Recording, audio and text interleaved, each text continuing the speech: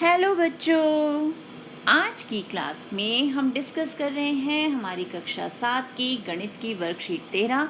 तिथि है 10 नवंबर 2020 और हमारा टॉपिक है राशियों की तुलना। तो राशियों की तुलना में हम प्रतिशत तो सीख चुके हैं, तो आज हम देखेंगे अनुपातों से प्रतिशत और जो हमारा क्रय मूल्य, विक्रय मूल्य, लाभ और हानि जो होता है उसे प्रतिशत के सवालों में हम कैसे हल करते हैं। तो अनुपातों से प्रतिशत, जब राशि के भाग अनुपात के रूप में दिए होते हैं तो हम उन्हें प्रतिशत में कैसे बदलते हैं। उन्हें प्रतिशत में बदलने के लिए जैसे हमें दिया है 15 मिठाइयों को मोनू तथा सोनू में इस प्रकार बांटा गया कि 3 मिठाई मोनू को और सोनू को 12 मिठाई मिली, तो उन्हें कुल मिठाई का कितना प्रतिशत मिला। तो पहले तो हम इसे किस में बदलेंगे, भिन्नात्मक रूप में। तो 15 मिठाइयों में से 3 मिठाई यानी 3/15 मिठाई जो मोनू को मिली, और प्रतिशत में बदलने के लिए आपको बताया था 100 से गुणा कर देते हैं। तो ये आ गया उत्तर 20%। और 12 मिठाई मिली है सोनू को, तो 15 में से 12 यानी 12/15 ये भिन्नात्मक रूप में बदल दिया हमने, और इसको अब गुणा कर देंगे 100 से, तो बदल जाएगा प्रतिशत में। तो ये हो गया अनुपातों से प्रतिशत। अब बढ़त या घटत, उसे प्रतिशत में कैसे बदलना है। तो किसी राशि या का बढ़त या घटत प्रतिशत के रूप में प्रारंभिक राशि पर होता है, यानी जो ओरिजिनल राशि होती है उसी पर हम क्या बढ़ा क्या घटा उसका प्रतिशत रूप में बदलते हैं। उदाहरण के लिए किसी देश में पिछले 10 वर्षों में अशिक्षितों की संख्या 150 लाख से घटकर 100 लाख रह गई, तो घटने का प्रतिशत कितना रहा। तो प्रारंभिक राशि क्या, यानी अशिक्षितों की संख्या पहले क्या थी 150 लाख, और अब कम होके वो रह गई 100 लाख, यानी 150 में से 100 घटाए तो 50 लाख जो अशिक्षित हैं वो कम हो गए।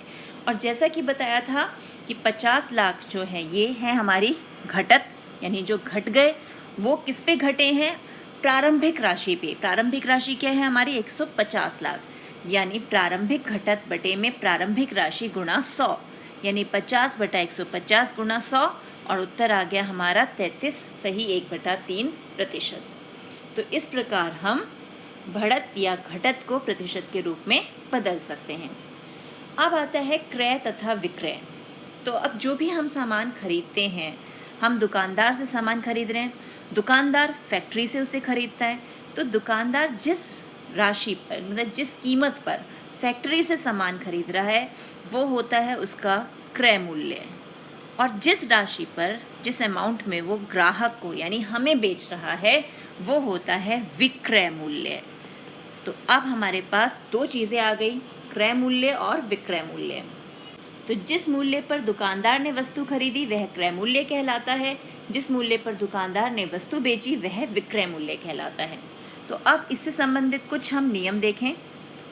यदि क्रय मूल्य यानी कॉस्ट प्राइस सीपी जिसे हम बोलते हैं वो विक्रय मूल्य से कम है, यानी जिस राशि पर हम बेच रहे हैं, जिस मूल्य पर हम बेच रहे हैं, तो तब क्या होता है तब होता है हमें लाभ, यानी हमने कोई चीज़ खरीदी 100 रुपये में और बेच दी 150 रुपये में, यानी हमने ज़्यादा में बेची तो हमें फ़ायदा हो गया।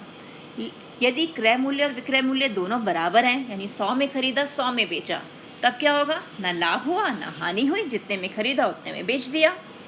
और यदि क्रय मूल्य विक्रय मूल्य से कम है, यानी खरीदा तो ज़्यादा का लेकिन बेचा हमने कम का, तो क्या हो जाएगा, नुकसान यानी हानि। और हानि हम कैसे कैलकुलेट करते हैं, CP माइनस SP, यानी क्रय मूल्य में से विक्रय मूल्य को घटा देते हैं। तो इन्हीं को यूज़ करके अब हमें बताना है कि हमें लाभ है या हानि इन कथनों में। एक फूलदान 120 रुपये में खरीदा गया और 108 में बेचा गया, यानी ज़्यादा का खरीदा कम का बेचा, तो लाभ हुई या हानि, हानि, शाबाश। तो यहाँ आ गया हानि। एक खिलौना कार 540 में बेची गई जो खरीदी गई थी 450 में, यानी 450 में खरीद के 540 में बेचा, तो लाभ या हानि, लाभ। और एक साइकिल 1000 रुपये में खरीदी गई और 1000 रुपये में बेच दी गई, तो क्या हुआ यहाँ पे, ना लाभ और ना हानि, क्योंकि जितने की खरीदी हमने उतने की ही बेच दी। अब लाभ और हानि इनको प्रतिशत में कैसे बदलते हैं।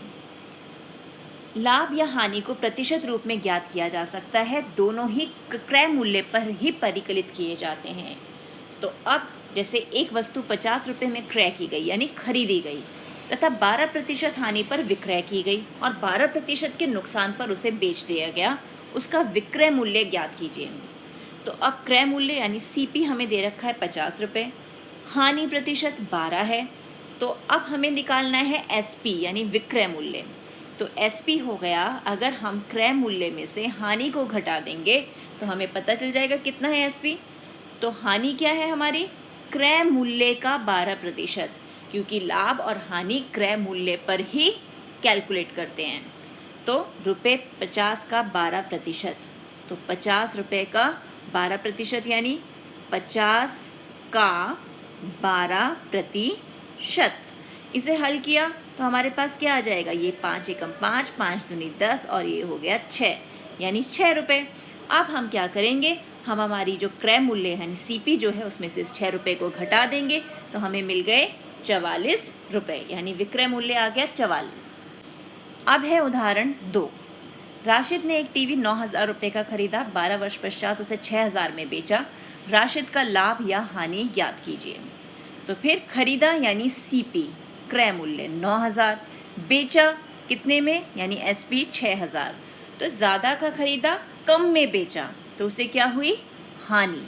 तो हानि कैसे कैलकुलेट करते हैं, क्रय मूल्य में से विक्रय मूल्य को घटा देते हैं, यानी 9,000 में से 6,000 गए 3,000। अब निकालना है हमें हानि प्रतिशत, और हानि प्रतिशत किस पे निकलेगा, हमारे सीपीपी के एसपी पे, सीपी पे। तो हानि बटा सीपी गुणा 100, तो 3,000 की हानि है तो 3,000 बटा 9,000 गुणा 100 यानी 33 सही 1/3% की उसे हानि हुई। तो ये हो गए हमारे लाभ और हानि प्रतिशत वाले प्रश्न। अब हमें प्रश्नों का खुद अभ्यास करना है। यानी पहला प्रश्न क्या है हमारा, एक वस्तु को 5% लाभ पर 540 में बेचा गया, उसका क्रय मूल्य क्या था। और यहाँ पर हमें फिर वही याद रखना है कि लाभ और हानि दोनों क्रय मूल्य पर ही परिकलित किए जाते हैं। तो अब इस प्रश्न को हल करें। अब है हमारा हल 1।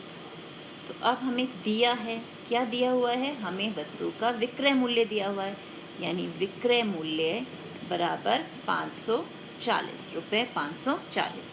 और लाभ प्रतिशत कितना है, लाभ प्रतिशत है 5%, तो 5% का लाभ हो रहा है। हमें निकालना है क्रय मूल्य, क्रय मूल्य हमें ढूंढना है। तो अब हम इस प्रश्न को किस तरह से हल करेंगे, माना क्रय मूल्य बराबर 100 रुपये, हम उसे 100 रुपये के बराबर क्रय मूल्य को मान लेते हैं।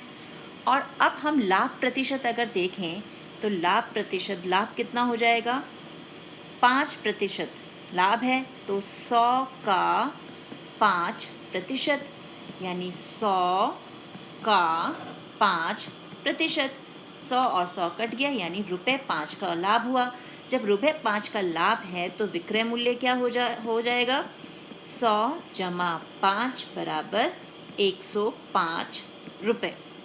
तो अब जब 105 रुपये हमारा विक्रय मूल्य है तो क्रय मूल्य है 100, तो हम लिखेंगे विक्रय मूल्य 105 के लिए, रुपये 105 के लिए क्रय मूल्य बराबर, क्रय मूल्य क्या है तब हमारा उस केस में, वो है 100 रुपये। अब विक्रय मूल्य कितना है हमारा, हमें जो दिया हुआ है 540, तो विक्रय मूल्य 540 के लिए यानी रुपये 540 के लिए क्रय मूल्य क्या हो जाएगा, एक एक विधि का प्रयोग करेंगे हम, तो क्रय मूल्य हो गया 100 बटे में 105 गुणा 540।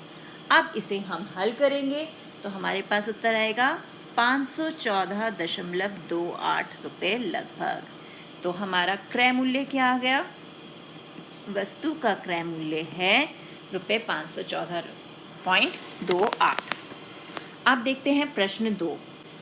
प्रश्न 2 है, एक दुकानदार ने कुर्सी 375 रुपये में खरीदी और 400 रुपये में बेच दी, उसका लाभ प्रतिशत ज्ञात कीजिए।